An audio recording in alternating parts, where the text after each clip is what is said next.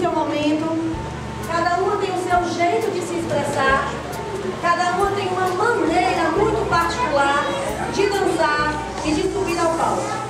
Eu acho que só simplesmente pelo fato de concluir um curso de dança, para mim, já é muita coisa. Independente se ela faça igual ao que eu quero ou semelhante, para mim já é um grande avanço.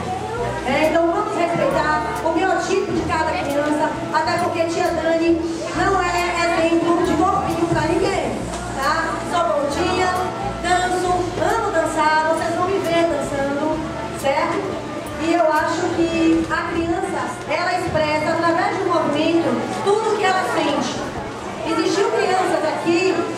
Existem crianças aqui atrás que desde pequena foi um grande desafio na minha vida.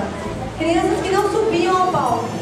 Não preciso citar nomes, porque elas sabem quem são e as mães também, tá? E para mim, enquanto professora, foi um grande desafio e uma grande alegria, certo? Então vamos dar início a mais um festival de dança da Companhia de Dança Tia Dani, certo?